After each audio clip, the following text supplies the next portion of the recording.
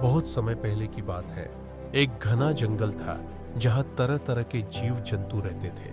उन्हीं में एक कौआ और एक सांप पड़ोसी थे। कौआ पेड़ की डाल पर रहता था और सांप उसी पेड़ की जड़ों के पास बने बिल में। कौआ रोज मेहनत करता, अपने लिए भोजन लाता और पेड़ पर घोंसला बनाकर चैन से रहता। धीरे धीरे उसके घोंसले में अंडे भी आ गए। कौआ और उसकी पत्नी बहुत खुश थे कि अब उनके छोटे बच्चे जन्म लेंगे। लेकिन उस पेड़ के नीचे रहने वाला सांप बहुत चालाक और क्रूर था।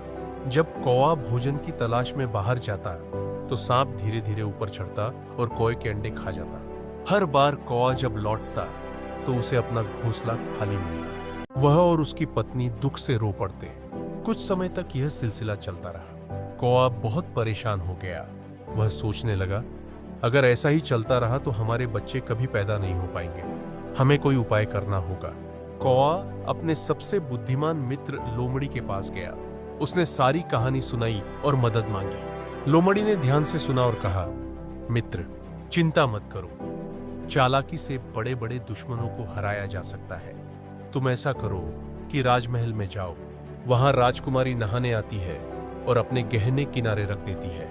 उन गहनों में से कोई चमकदार गहना उठाकर उड़ जाना। जब सैनिक तुम्हारा पीछा करेंगे तो सीधे अपने पेड़ की ओर उड़ना और गहना सांप के बिल में गिरा देना।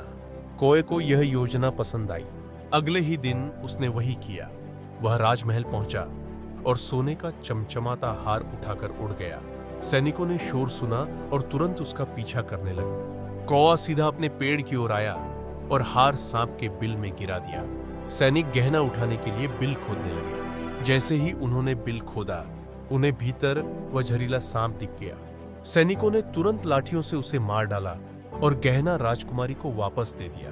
अब कौए का घोंसला सुरक्षित था। उसके अंडे से बच्चे निकले और खुशी खुशी बड़े होने लगे। कौआ और उसकी पत्नी ने राहत की सांस ली। बच्चों, इस कहानी से हमें यह सीख मिलती है कि अक्ल और समझदारी से बड़ी समस्या का हल निकाला जा सकता है। सिर्फ ताकत से नहीं, बल्कि बुद्धि से ही जीत मिलती है।